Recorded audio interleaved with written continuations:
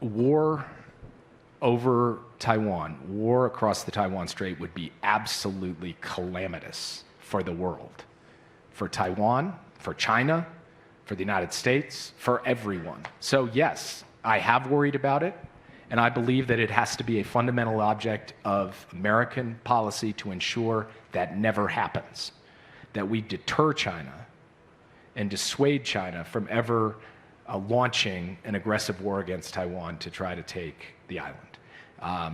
And so we have methodically worked over the course of the past 3 years to make clear that we would like to see the maintenance of peace and stability across the Taiwan Strait, and that we do not want to see unilateral changes to the status quo from either side. And when we have seen the undermining of peace and stability and actions China has taken, we have taken responsive actions for our part, and we will continue to do that. So this remains a paramount priority of U.S. policy. The maintenance of peace and stability across the Taiwan Strait is essential to the maintenance of peace and stability in the world. But when you look at Chinese military assets in the Western Pacific and in the theater where a conflict over Taiwan will be fought, China way surpasses the US. So my question is, and this is kind of getting back to that old pivot question, which I know nobody likes, does the US really need to ramp up its military presence in the Western Pacific and, you know, around the South China Sea, etc., just to boost deterrence, to avoid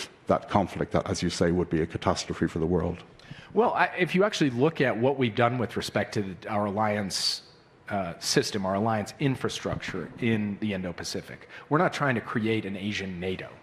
But what we have done is created links among our allies in a way that has not really been a historical feature of US policy towards Asia. It's been very much a bilateral, alliance-driven mentality. Here, we are looking to strengthen the bilateral alliances, but also to strengthen the partnerships between allies. US, Japan, Korea, US, Japan, Philippines, US, Australia, UK, US, Australia, Japan, etc. That feature has a diplomatic component, it has a technology component, it has an economic component, and yes, Dimitri, it absolutely has a military capability component. So our presence and capabilities on Japan, our work through the Enhanced Defense Cooperation Agreement with the Philippines, our work through the Camp David Trilat, the provision of nuclear submarines to Australia through AUKUS. The combination of these activities will have a material impact on the physical presence and distribution of force of the United States and our allies across the region, not to start a war, but to prevent a war.